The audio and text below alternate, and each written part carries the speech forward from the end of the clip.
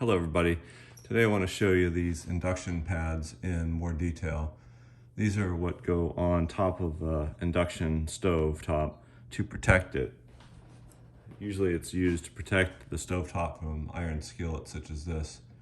I've never really had any issues with an iron skillet on a glass top before, but in this case I just want to take extra precaution. So here they are up close. These are made out of silicone, and that braided pattern you see in there is nylon. And they've held up. I've put them through many heat cycles, put them in my dishwasher, and so far so good. One of the things that I've noticed is that when I've cooked on this in the past, I've used a little bit of caution here in terms of heating this up on real high temperatures or leaving it on here for a long time. And I've done that. I did that by accident. I left one of these iron skillets on here for a very long time. I actually had the stove on after I cooked my food, and I forgot to turn off the stove top. And as a result, the pan got very hot for about 3 hours, and there was no damage to the pad itself or the stove top. And this is where it happened, right here. The pan got nice and glazed in terms of making sure that it's seasoned. That really helped out, but I wouldn't recommend it. One of the nice things about these ovens is if you leave the stovetop on and there's nothing on here, it will shut off so that it prevents the induction coil from burning out, and there's nothing that is going to cause a fire. So obviously common sense is one of the key things here. Don't leave a pan unattended, and don't do a boneheaded move like I did where I left it open, the pan sitting here with the stove on. So I'm going to show this water right here. I'm going to boil it at the highest temperature possible. Let's get a reading beforehand. This is about 24 degrees Celsius. It's slightly warm, not very much, but we'll get that up to 100 degrees Celsius. So on this stove, there's a boost mode, which allows for you to go on the highest possible setting and really put a lot of power into this thing to start heating up the water. In fact, if I put my hand here on a regular stove, I'd probably be screaming from pain after a while. And there's no heat right here. Obviously the pan is starting to feel a little bit warm. We can test that. 35 degrees Celsius. So it's getting up there. Internally, same thing. So the point I'm trying to make here is that I'm now not afraid to put these on extremely high heat. Haven't really tested boiling on here for an extended period of time, but I have turned it up to its boost mode with these pans in place, and I've had no issues with it. One of the things that I'm doing here is just making some hot tea. So this will be interesting to try out while we wait for the water to boil. And once it boils, we'll check the pad real closely. I love the stove. Some people have asked about, does it make a lot of noise? Is it noisy when it's running? And you're hearing it right now. There's very, very little noise. There's a slight fan noise coming out from this area right here. Just, like nothing really loud. Here's a loud fan. That's loud. Okay. So just to compare, that was the vent fan above the stove.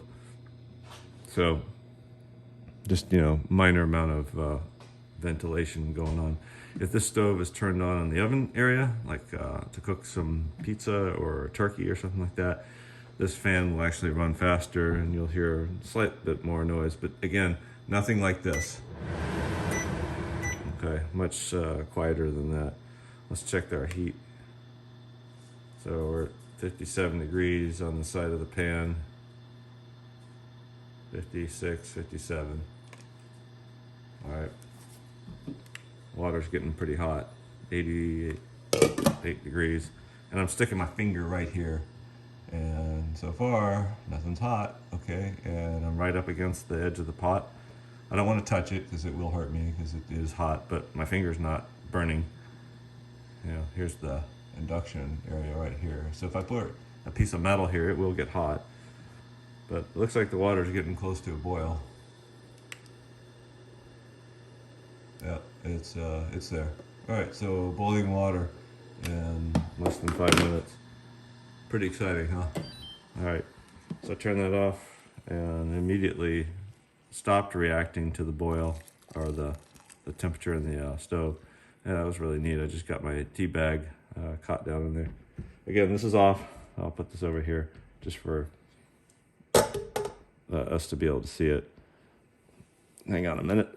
That is hot water. Oh my gosh. Okay, so let's take a look. It was on a boil mode and no damage or marks on here. Let's check the temperature.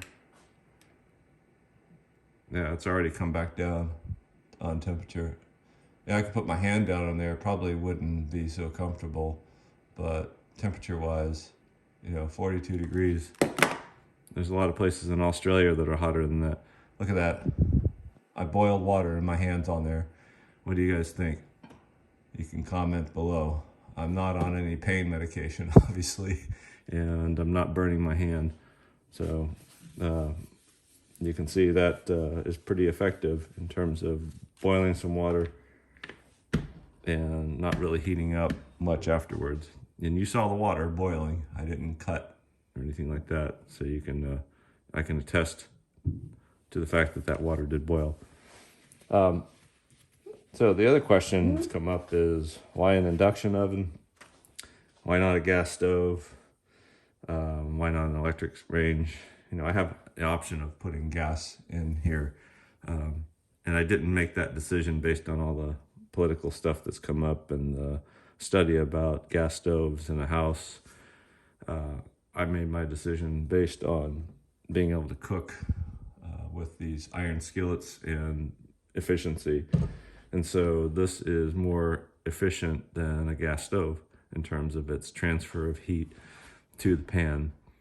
Gas stove may have flame go around the pot or in other areas that are not going to heat the pot directly. So that's a concern.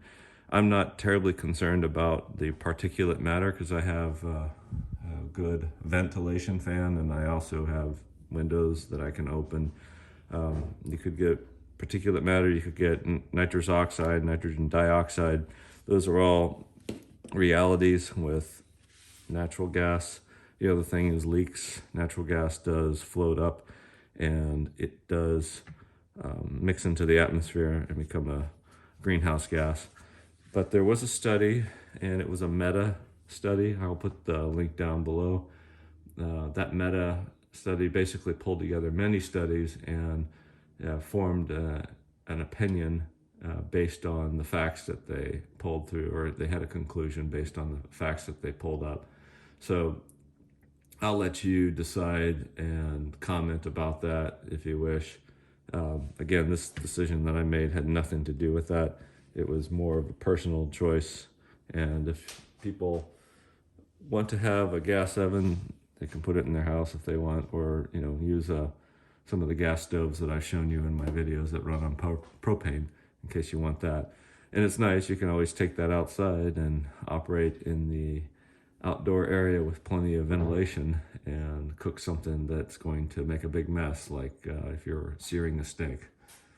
All right, that's it. Appreciate everybody watching. If you have comments below, be sure to communicate below in a nice and reasonable way. That means no flaming each other. But cheers, everybody. Take care.